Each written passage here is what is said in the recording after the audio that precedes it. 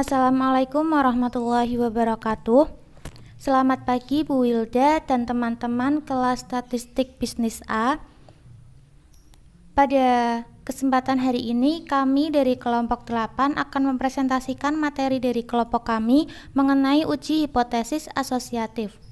Sebelumnya, izinkan saya untuk memperkenalkan anggota dari kelompok kami terlebih dahulu. Yang pertama ada saya sendiri, Ani Syafa'ah dengan NIM 4320007. Lalu yang kedua ada Amiratul Mahfudzoh dengan NIM 4320020. Dan yang terakhir ada Irhamna Oktavia dengan NIM 4320030. Lalu pada materi hari ini akan kami bagi menjadi 5 subbab. Yang pertama mengenai pengertian hipotesis, yang kedua kegunaan hipotesis, yang ketiga uji hipotesis, dan yang keempat hipotesis deskriptif, lalu yang terakhir mengenai hipotesis asosiatif korelasi produk momen. Langsung saja kita masuk pada pembahasan subbab yang pertama, yaitu mengenai pengertian hipotesis. Menurut Margono, hipotesis berasal dari perkataan hipo dan tesis. Hipo berarti kurang dari, sedangkan tesis berarti pendapat. Jadi hipotesis adalah suatu pendapat atau kesimpulan yang sifatnya masih sementara, belum benar-benar berstatus sebagai suatu tesis. Ia menyatakan bahwa hipotesis adalah jawaban sementara terhadap masalah penelitian yang secara teoretis dianggap paling mungkin atau paling tinggi tingkat kebenarannya. Secara teknik, hipotesis adalah pernyataan mengenai keadaan populasi yang akan diuji kebenarannya melalui data yang diperoleh dari sampel penelitian. Secara statistik, hipotesis merupakan pernyataan keadaan parameter yang akan diuji melalui statistik sampel. Di dalam hipotesis itu terkandung suatu ramalan. Ketepatan ramalan itu tentu tergantung pada penguasaan peneliti itu atas ketepatan landasan teoretis dan generalisasi yang telah dibacakan pada sumber-sumber acuan ketika melakukan telaah pustaka. Yang kedua, menurut Nasir, hipotesis tidak lain dari jawaban sementara terhadap permasalahan penelitian yang kebenarannya harus diuji secara empiris. Menurutnya, hipotesis menyatakan hubungan apa yang kita cari atau yang kita pelajari. Hipotesis adalah pernyataan yang diterima secara sementara sebagai suatu kebenaran sebagaimana adanya pada saat fenomena dikenal dan merupakan dasar kerja serta panduan dalam verifikasi. Hipotesis adalah keterangan sementara dari hubungan fenomena-fenomena yang kompleks. Lalu subbab yang kedua yaitu mengenai kegunaan hipotesis. Yang pertama, hipotesis memberikan penjelasan sementara tentang gejala-gejala serta memudahkan perluasan pengetahuan dalam suatu bidang. Lalu yang kedua, hipotesis memberikan suatu pernyataan hubungan yang berlangsung dapat diuji dalam penelitian. Lalu yang ketiga, hipotesis memberikan arah kepada penelitian. Dan yang keempat, hipotesis memberikan kerangka untuk melaporkan kesimpulan penyelidikan. Lalu, subbab yang ketiga yaitu mengenai uji hipotesis. Dengan uji hipotesis, kita bisa mengolah bukti-bukti yang kita miliki untuk menghasilkan kesimpulan yang kuat. Uji hipotesis didasarkan pada aturan kejadian langka. Aturan ini dijelaskan sebagai berikut. Jika di bawah asumsi yang diberikan peluang kejadian tertentu sangat kecil, maka dapat disimpulkan bahwa asumsi tersebut tidak benar. Berdasarkan aturan tersebut, kita akan menguji dugaan kita dengan mengklasifikasikan apakah bukti sampel kita merupakan kejadian yang mungkin terjadi karena kebetulan ataukah kejadian yang sangat tidak mungkin terjadi karena kebetulan. Contoh 1. Waktu belajar siswa. Babcock dan Marsh ingin mengetahui durasi waktu belajar mahasiswa setiap minggunya. Untuk itu, mereka mengkaji hasil survei pada tahun 2003 sampai 2005 dan ditemukan bahwa mean waktu belajar mahasiswa pada tahun tersebut adalah mu sama dengan 14 jam per minggu. Misalkan seseorang Peneliti ingin membandingkan waktu belajar antara mahasiswa sekarang dan mahasiswa pada tahun 2003 sampai 2005 dengan mensurvei 50 mahasiswa secara acak. Dan diperoleh ternyata waktu belajar mereka per minggunya adalah X sama dengan 12,5 jam. Jika simpangan baku populasi sigma sama dengan 4,8 jam per minggu, apakah dengan menggunakan hasil peneliti tersebut kita bisa menyimpulkan bahwa waktu belajar mahasiswa menurun? Pembahasannya sebagai berikut. Di sini kita tidak diberikan distribusi populasi, tetapi karena ukuran sampel N sama dengan 50 lebih dari sama dengan 30, maka dengan menggunakan teorema limit pusat kita bisa menyimpulkan distribusi samplingnya mendekati distribusi normal dengan parameter-parameter berikut. Mu X bar sama dengan 14 dan sigma X bar sama dengan sigma per akar N sama dengan 4,8 per akar 50 sama dengan 0,678823. Jika kita menggunakan distribusi sampling tersebut untuk menentukan peluang diperoleh sampel dengan mean 12,5, maka dipastikan kita akan mendapatkan peluangnya 0, karena distribusi normal merupakan distribusi kontinu. Dengan demikian, yang kita tentukan di sini adalah peluang diperoleh sampel dengan mean kurang dari atau sama dengan 12,5 seperti yang digambarkan sebagai luas daerah di kiri nilai X sama dengan 12,5 berikut. Untuk bisa menggunakan tabel, pertama kita ubah nilai tersebut menjadi skor Z sebagai berikut. Z sama dengan X bar dikurangi mu X bar per sigma X bar sama dengan 12,5 min 14 per 0,678823 sama dengan minus 2,21. Dengan tabel kita peroleh luas daerah di kiri Z sama dengan minus 2,21 adalah 0,0136. Interpretasi hasil tersebut menunjukkan bahwa jika mean dari waktu belajar per minggu semua mahasiswa benar-benar 14 jam, maka peluangnya sangat kecil, yaitu 0,0136 untuk mendapatkan sampel berukuran 50 dengan mean 12,5 jam atau kurang. Karena kenyataannya kita mendapatkan sampel seperti ini, maka terdapat dua kemungkinan penjelasan. 1. Mean populasi memang benar 14 jam dan sampel yang diperoleh merupakan kejadian yang langka. Atau 2. Mean populasi sebenarnya kurang dari 14 jam dan sampel yang diperoleh merupakan kejadian yang biasa. Karena peluang yang kita peroleh sangat kecil, maka dengan menggunakan aturan kejadian langka, kita tolak asumsi bahwa mean populasi sama dengan 14 jam dan menyimpulkan bahwa mean dari populasi kurang dari 14 jam. Dengan kata lain, durasi waktu belajar mahasiswa sekarang kurang dari 14 jam per minggunya.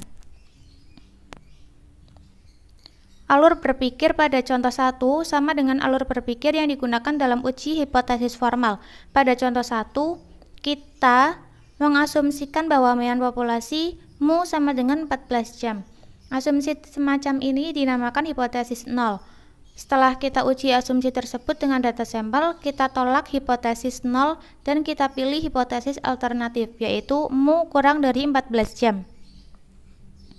Dalam menguji hipotesis 0 tersebut, kita tentukan skor Z agar kita bisa menentukan nilai peluang untuk mendapatkan sampel.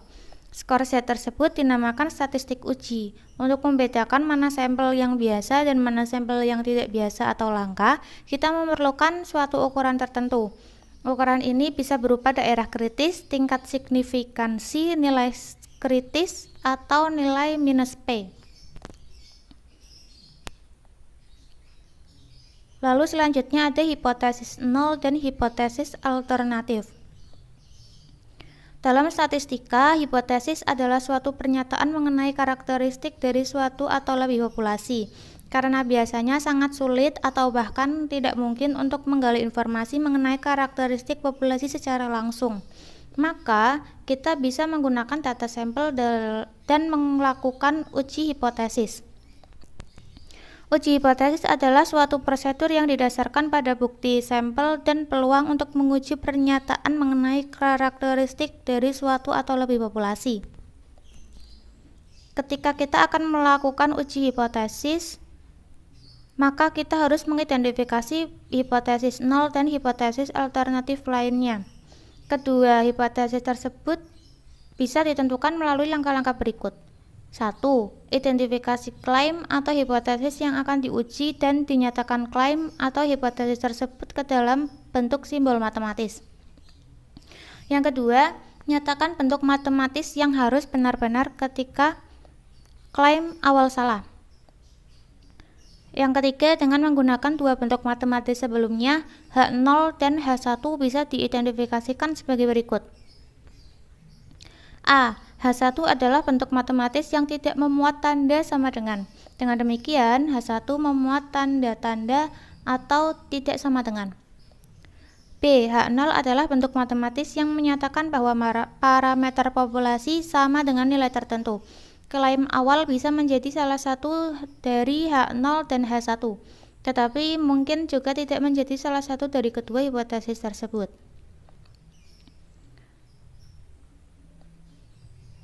Karena dalam melakukan uji hipotesis, kita menggunakan data sampel yang karakteristiknya bisa berbeda dari sampel ke sampel, kita tidak bisa yakin 100% terhadap kesimpulan akhirnya. Kesimpulan akhir tersebut bisa membenarkan atau menyalahkan klaim yang kita buat. Karena klaim tersebut bisa benar atau salah, maka terdapat dua jenis hipotesis, yaitu hipotesis nol dan hipotesis alternatif. Hipotesis nol dinotasikan dengan H0. Adalah hipotesis yang akan diuji. Istilah nol di sini menyatakan tidak ada perubahan, tidak ada pengaruh, atau tidak ada perbedaan. Hipotesis nol akan diasumsikan benar sampai bukti sampel berkata sebaliknya. Hipotesis yang kedua yaitu hipotesis alternatif. Dinotasikan dengan H1. Adalah hipotesis yang berbeda dengan hipotesis nol. Hipotesis alternatif merupakan hipotesis yang kita cari bukti untuk mendukungnya.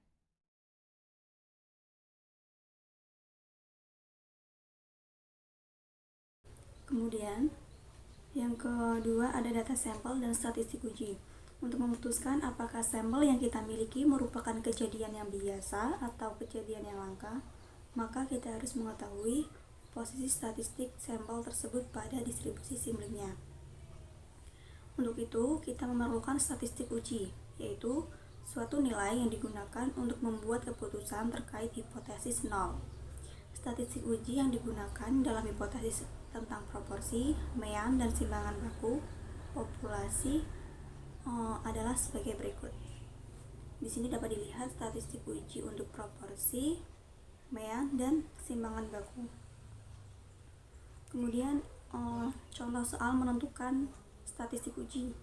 Berdasarkan data dari BPS, proporsi rumah tangga yang memiliki komputer di Provinsi DIY pada tahun 2012 adalah 28,63%. Untuk mengetahui apakah proporsi ini naik dalam 3 tahun terakhir, pada tahun 2015 seorang peneliti mensurvei secara acak 240 rumah tangga di provinsi tersebut dan diperoleh bahwa ada 84 rumah tangga yang memiliki atau menguasai komputer.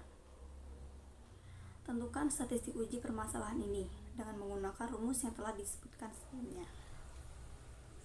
Untuk pembahasannya yaitu karena peneliti tersebut ingin mengetahui apakah ada kenaikan proporsi rumah tangga di Provinsi DIY yang memiliki atau menguasai komputer dari tahun 2012 sampai 2015, maka hipotesis nolnya yaitu P sama dengan 0,2863 dan hipotesis alternatifnya atau H1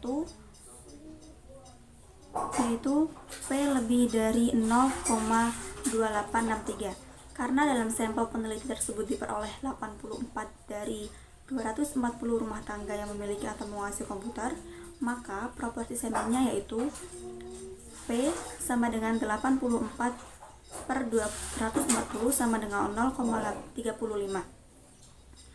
Dengan menggunakan P sama dengan 0,2863, kemudian P sama dengan 0,35 dan N sama dengan 240, di mana N adalah banyaknya sampel, nilai statistik uji bisa ditentukan sebagai berikut.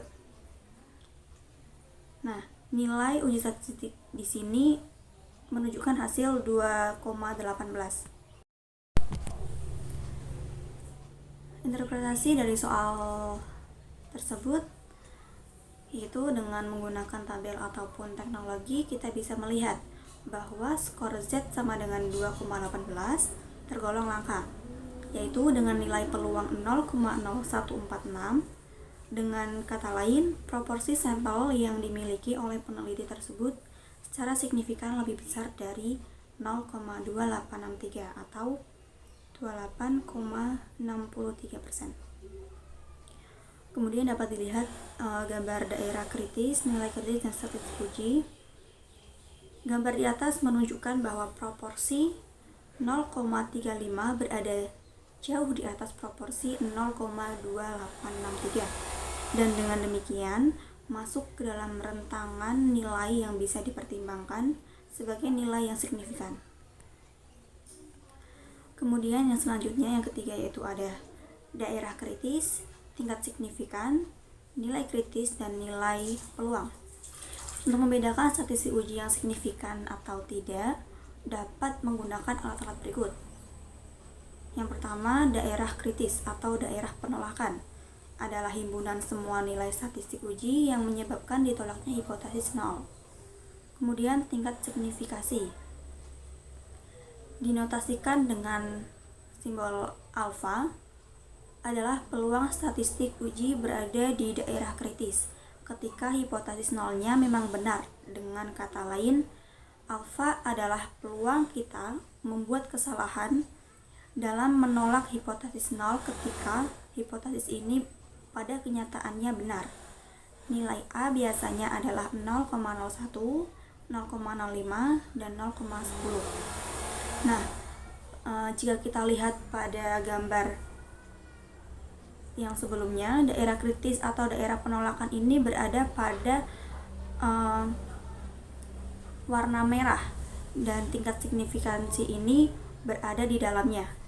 Kemudian ada nilai kritis, dan adalah suatu nilai yang memisahkan daerah kritis dari nilai-nilai statistik uji yang tidak menyebabkan ditolaknya hipotesis nol. Nilai kritis ini bergantung pada hipotesis nol, distribusi samplingnya yang sesuai, dan tingkat signifikansi alfa. Nilai kritis ini jika dilihat pada gambar yang sebelumnya itu berada pada batas antara daerah penolakan dan daerah penerimaan atau gagal tolak H0. Nah, kemudian ada nilai peluang atau adalah peluang diperolehnya nilai statistik sampel yang ekstrim atau yang lebih ekstrim daripada statistik sampel yang dimiliki di bawah asumsi bahwa hipotesis nol benar. Nilai peluang dapat ditentukan dengan mencari luas daerah di luar statistik uji. Penentuan di manakah daerah kritis dan berapakah nilai peluang tergantung pada jenis uji hipotesis yang dilakukan. Kemudian yang keempat, ada jenis-jenis uji hipotesis. Dalam suatu distribusi, ekor adalah daerah-daerah kritis ekstrim distribusi tersebut. Berdasarkan banyaknya dan letak ekor suatu distribusi, uji hipotesis dibagi menjadi 3, yaitu uji ekor kiri, di mana daerah kritis berada di daerah kiri ekstrim ekor di bawah kurva. Kemudian uji ekor kanan, yaitu daerah kritis berada di daerah kanan ekstrim ekor di bawah kurva. Kemudian ada uji dua ekor, daerah-daerah kritis berada di dua daerah ekstrim ekor di bawah kurva. Dapat dilihat gambar di bawah ini.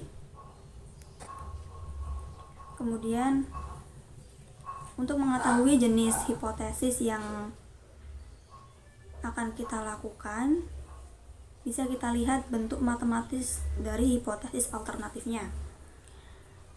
Jika hipotesis alternatif menggunakan tanda kurang dari, maka kita lakukan uji ekor kiri. Kemudian jika hipotesis alternatifnya menggunakan tanda lebih dari, kita gunakan uji ekor kanan. Selanjutnya, jika hipotesis alternatif memuat tanda tidak sama dengan, maka kita gunakan uji dua ekor. Selanjutnya, menentukan nilai peluang.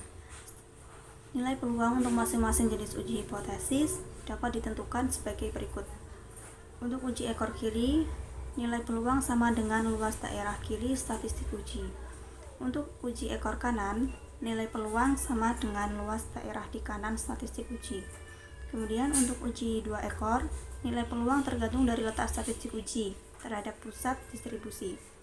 Jika statistik uji terletak di kiri pusat distribusi, maka nilai peluang sama dengan 2 kali luas daerah di kiri statistik uji tersebut. Sebaliknya, jika statistik uji berada di kanan pusat distribusi, maka nilai peluang sama dengan 2 kali luas daerah di kanan statistik uji tersebut. Dapat kita lihat contoh menentukan nilai peluang. Perhatikan klaim yang menyatakan bahwa proporsi rumah tangga di DIY pada tahun 2015 yang memiliki atau menguasai komputer tidak sama dengan 28,63%. Gunakan statistik uji Z sama dengan 2,18 yang ditemukan pada contoh 3 untuk menentukan nilai peluang. Interpretasikan nilai peluang tersebut. Untuk pembahasannya yaitu sebagai berikut. Klaim awal yang menyatakan bahwa proporsi rumah tangga di Provinsi DIY pada tahun 2015 yang memiliki atau menguasai komputer tidak sama dengan 28,63%. Sehingga daerah kritisnya terletak di 2 ekor. Karena menggunakan uji 2 ekor dan statistik uji Z sama dengan 2,18 berada di kanan pusat distribusi, yaitu Z sama dengan 0, maka nilai peluang sama dengan 2 kali luas daerah di kanan Z sama dengan 2,18. Dengan menggunakan tabel kita bisa melihat bahwa luas daerah di kanan Z sama dengan 18 adalah 1 dikurangi dengan 0,9854 sama dengan 0,0145. Maaf, 1 dikurangi 0,9854 sama dengan 0,0146. Jadi nilai peluang uji hipotesis ini bisa ditentukan sebagai berikut. Nilai peluang sama dengan 2 kali 0,0146 sama dengan 0,0292. Interpretasi nilai peluang yang diperoleh dari soal tersebut yaitu 0,0292 merupakan nilai yang sangat kecil dan peluangnya kecil untuk mendapatkan sampel yang menghasilkan Z sama dengan 2,12. Jadi dapat disimpulkan bahwa proporsi rumah tangga DIY pada tahun 2015 yang memiliki atau menguasai komputer tidak sama dengan 28,63%. Selanjutnya yang kelima yaitu ada kesimpulan uji hipotesis. Setelah kita menilai statistik uji, maka dalam uji hipotesis selalu akan diperoleh kesimpulan awal satu dari 2 pernyataan, yaitu menolak hipotesis 0 atau gagal menolak hipotesis 0. Untuk bisa sampai ke kesimpulan, kita harus memperhatikan kriteria dalam pembuatan kesimpulan tersebut menggunakan metode nilai peluang dan metode tradisional.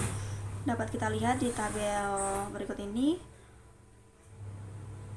Pada metode nilai peluang menggunakan tingkat signifikansi alfa.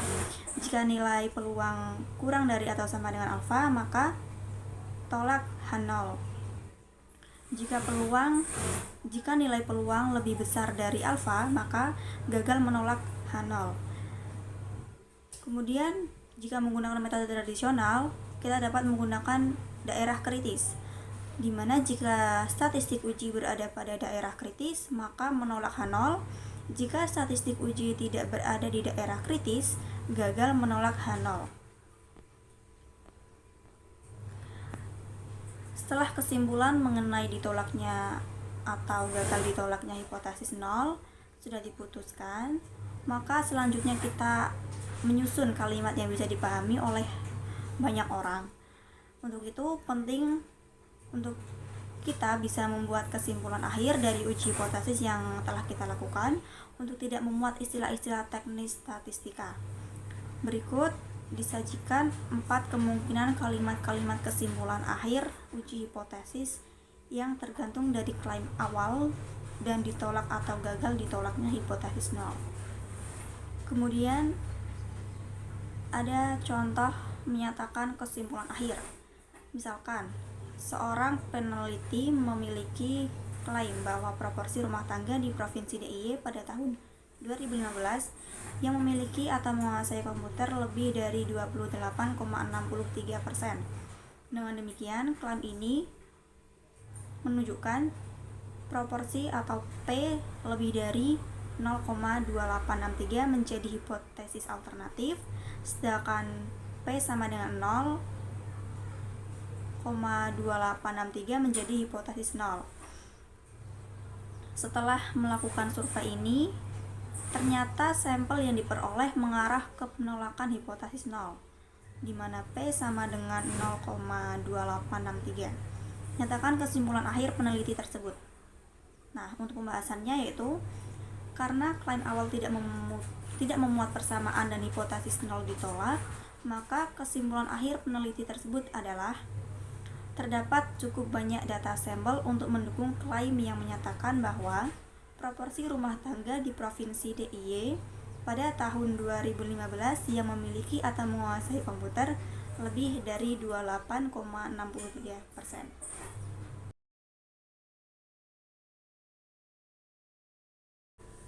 Pada subbab selanjutnya, yaitu subbab keempat, ada hipotesis deskriptif. Menurut Sugiono, hipotesis deskriptif adalah dugaan tentang nilai suatu variabel mandiri, tidak membuat perbandingan atau hubungan. Sebagai contoh, bila rumusan masalah penelitian sebagai berikut ini. A. Seberapa tinggi daya tahan lampu merek X, maka hipotesis deskriptifnya yaitu daya tahan lampu merek X sama dengan 800 jam.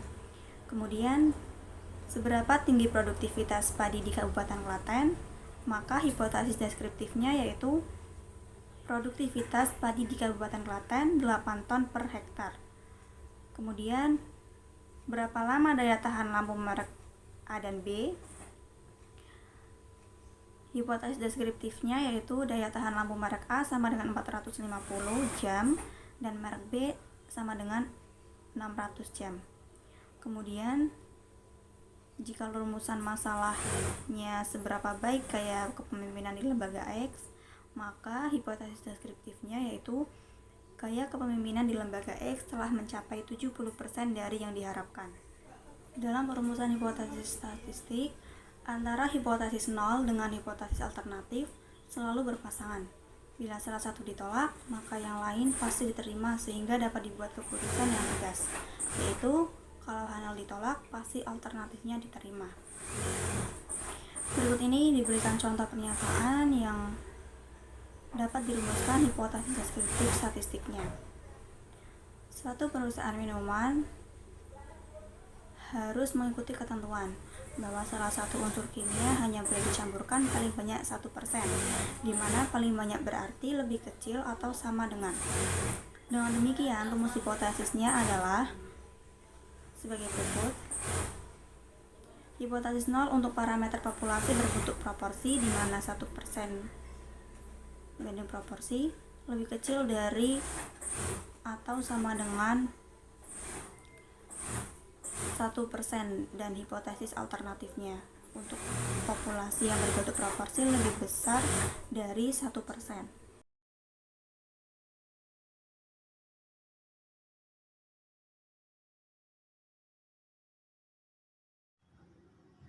Selanjutnya, rumus yang digunakan untuk menguji hipotesis deskriptif satu sampel yaitu T hitung sama dengan X per min mu 0 per S per akar N, di mana X per merupakan rata-rata X, mu 0 sama dengan nilai yang dihipotesiskan, S merupakan simpangan baku, dan N merupakan jumlah anggota sampel. Jenis-jenis pengujian hipotesis deskriptif ada dua, yaitu uji dua pihak dan uji satu pihak, di mana uji satu pihak dibagi lagi menjadi dua, yaitu uji pihak kanan dan uji pihak kiri. Jenis uji yang digunakan tergantung pada bunyi hipotesisnya. Yang pertama yaitu uji dua pihak. Uji dua pihak digunakan jika H0 berbunyi sama dengan, HA berbunyi tidak sama dengan. Pengujian H0 diterima jika T hitung kurang dari sama dengan T tabel. Adapun hipotesis statistiknya yaitu H0-nya mu sama dengan mu 0 dan HA-nya mu tidak sama dengan mu 0. Contoh, H0 daya tahan berdiri pramuniaga di tank city sama dengan 4 jam per hari. Sedangkan HA-nya yaitu daya tahan berdiri pramuniaga di tank city tidak sama dengan 4 jam per hari. Telah dilakukan pengumpulan data untuk menguji hipotesis data sampel sebanyak 31 orang. Sebagai berikut, 3, 2, 3, 4, 5, dan seterusnya. Maka penyelesaiannya yaitu yang pertama merumuskan hipotesis statistik, yaitu H0-nya mu sama dengan 4 jam dan HA-nya mu tidak sama dengan 4 jam. Yang kedua yaitu mencari simpangan baku, dan yang pertama yaitu menghitung X-bar, di mana N sama dengan 31, maka X-barnya yaitu jumlah data 3, 2, 3, dan seterusnya dibagi dengan 31, sama dengan 144 dibagi 31, sama dengan 4,645. Selanjutnya yaitu menghitung simpangan baku dengan rumus akar dari banyaknya X1 min X kuadrat per N min 1, di mana banyaknya X min X kuadrat yaitu 99,096 didapatkan dari rincian pada tabel, sehingga S sama dengan akar dari 99,096 dibagi dengan 30, sama dengan akar 3,303 yaitu 1,817. Kemudian langkah selanjutnya yaitu mencari T hitung dengan rumus T sama dengan X bar min mu 0 per S per akar N, di mana X bar sama dengan 4,645, mu 0 sama dengan 4, S sama dengan 1,817, dan N sama dengan 31. Maka T sama dengan 0,645 per 1,817 per 5,568, sehingga hasilnya yaitu 1,979. Langkah selanjutnya yaitu pengujian dengan mengambil alfa sama dengan 5% atau 0,05 pengujian dua pihak dengan titik kritis yaitu N-1 sama dengan 31 min 1 sehingga hasilnya 30. Sedangkan T tabelnya yaitu 2,042. Ternyata T hitung lebih kecil dari T tabel, yaitu 1,979 kurang dari 2,042, maka H0 diterima dan HA ditolak. Kesimpulannya yaitu daya tahan berdiri pramuniaga di tank city sama dengan 4 jam per hari. Uji dua pihak dapat digambarkan sebagai berikut, di mana 1,979 berada pada daerah penerimaan H0. Kemudian yang selanjutnya yaitu uji satu pihak kiri. Uji pihak kiri digunakan jika H0 berbunyi paling sedikit dan HA berbunyi lebih kecil. Pengujian H0 diterima jika T hitung lebih dari sama dengan min T tabel. Adapun hipotesis statistiknya yaitu H0 mu lebih dari sama dengan mu 0 dan HA mu kurang dari H mu 0. Contoh, suatu perusahaan lampu pijar merek laser menyatakan bahwa daya tahan lampu yang dibikinnya paling sedikit 400 jam.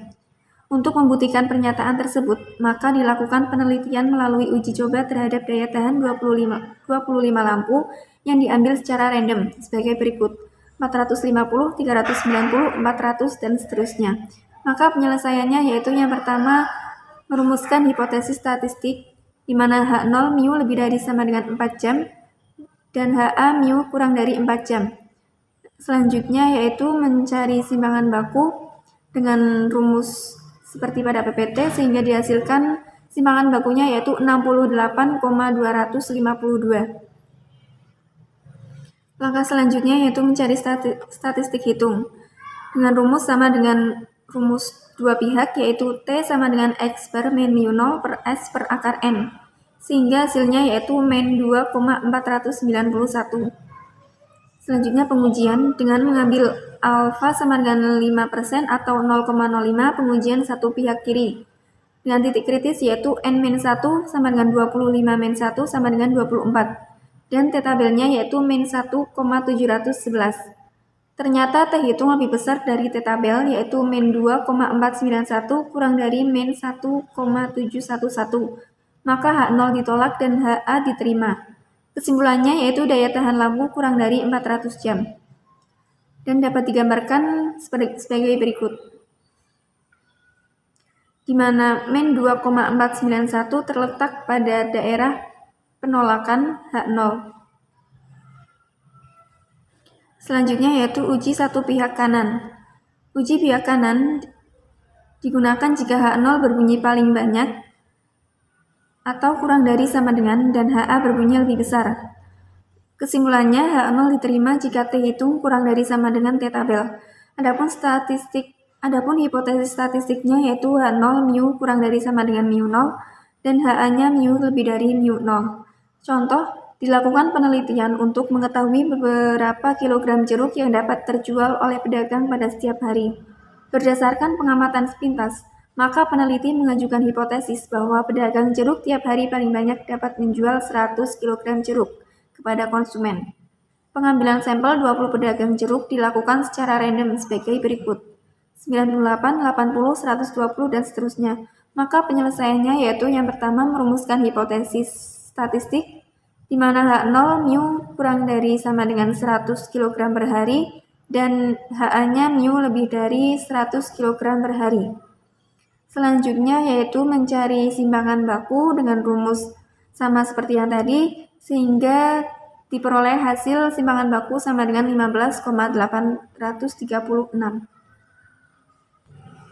Langkah selanjutnya yaitu mencari statistik hitung dengan rumus masih sama yaitu T sama dengan X bar min mu 0 per S per akar N sehingga hasilnya yaitu min 3,770. Pengujian dengan mengambil alfa sama dengan 5% atau 0,05, pengujian satu pihak kanan. Maka titik kritisnya yaitu 20 min 1 sama dengan 19 dan T tabelnya yaitu 1,729. Ternyata T hitung lebih kecil dari T tabel yaitu min 3,770 kurang dari 1,729, maka H0 diterima dan HA ditolak. Kesimpulannya yaitu pedagang jeruk tiap hari paling banyak dapat menjual 100 kg jeruk kepada konsumen. Dapat digambarkan sebagai berikut, di mana min 3,770 terletak pada daerah penerimaan H0. Untuk selanjutnya yaitu hipotesis asosiatif. Sugiono menyatakan bahwa hipotesis asosiatif adalah suatu pernyataan yang menunjukkan dugaan tentang hubungan antara dua variabel atau lebih. Contoh rumusan masalahnya adalah, adakah hubungan antara gaya kepemimpinan dengan efektivitas kerja? Rumus dan hipotesis nolnya adalah tidak ada hubungan antara gaya kepemimpinan dengan efektivitas kerja. Sedangkan hipotesis statistiknya yaitu H0 P sama dengan 0 dan HA P tidak sama dengan 0. Kemudian uji statistika untuk mengetahui hubungan antara variabel dikaitkan dengan jenis data, di mana jenis data nominal dapat diuji dengan koefisien kontingensi, jenis data ordinal dapat diuji dengan range Spearman, kendal tahu, korelasi parsial kendal tahu, dan koefisien konkordansi kendal W. Sedangkan jenis data interval dan rasio dapat diuji dengan Pearson atau Pearson product moment, korelasi ganda atau multiple correlation, dan korelasi parsial. Korelasi product moment. Analisis korelasi Pearson product moment atau PPM adalah suatu analisis yang digunakan untuk mengetahui derajat hubungan dan kontribusi variabel bebas atau independen dengan variabel terikat atau dependen. Teknik analisis korelasi PPM termasuk teknik statistik parametrik yang menggunakan data interval dan rasio dengan persyaratan tertentu. Misalnya, data dipilih secara acak atau random. Datanya berdistribusi normal, data yang dihubungkan berpola linier, dan data yang dihubungkan mempunyai pasangan yang sama sesuai dengan subjek yang sama. Kalau salah satu tidak terpenuhi persyaratan tersebut, analisis korelasi tidak dapat dilakukan. Contoh korelasi product moment yaitu hubungan motivasi dengan kinerja guru SMKN 2 Solo, di mana motivasi diumpamakan dengan X dan kinerja Y.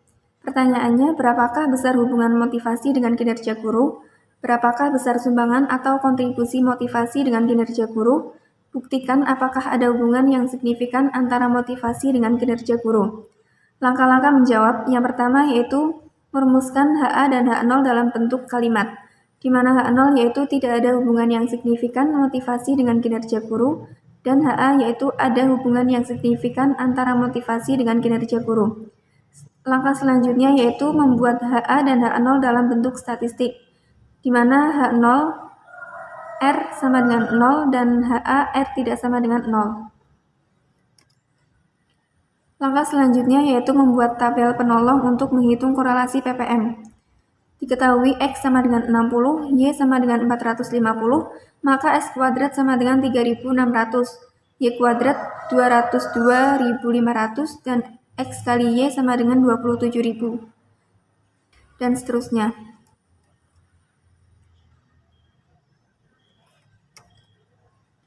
Langkah selanjutnya yaitu mencari R hitung dengan cara memasukkan angka statistik dari tabel penolong dengan rumus sebagai berikut,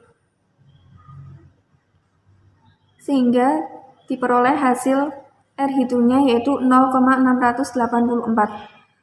Langkah selanjutnya yaitu mencari besarnya sumbangan atau kontribusi variabel X terhadap Y dengan rumus KP sama dengan R kuadrat kali 100%, yaitu 0,648 dikali 100% sama dengan 46,79%. Artinya motivasi memberikan kontribusi terhadap kinerja guru sebesar 46,79% dan sisanya 53,21% ditentukan oleh variabel lain.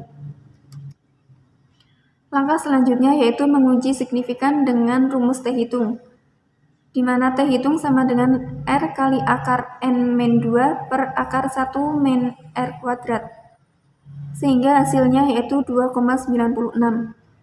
Kaidah pengujian, jika T hitung lebih dari sama dengan T tabel, maka H0 ditolak artinya signifikan, dan jika T hitung kurang dari sama dengan T tabel, H0 diterima artinya tidak signifikan.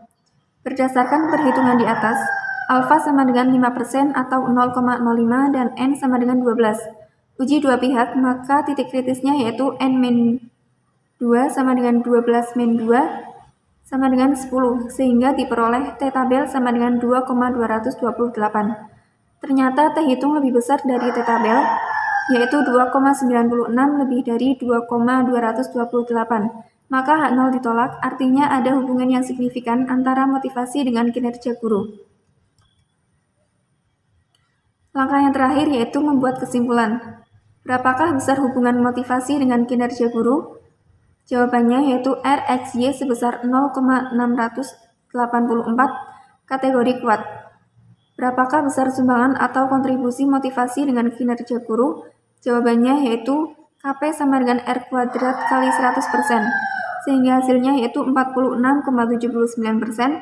Artinya motivasi memberikan kontribusi terhadap kinerja guru sebesar 46,79%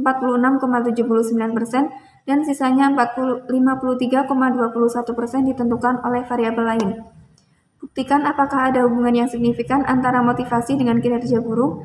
Jawabannya yaitu terbukti bahwa ada hubungan yang signifikan antara motivasi dengan kinerja guru. Ternyata T hitung lebih besar dari T tabel, yaitu 2,96 lebih besar dari 2,228. Maka H0 ditolak, artinya ada hubungan yang signifikan antara motivasi dengan kinerja guru. Sekian, terima kasih. Wassalamualaikum warahmatullahi wabarakatuh.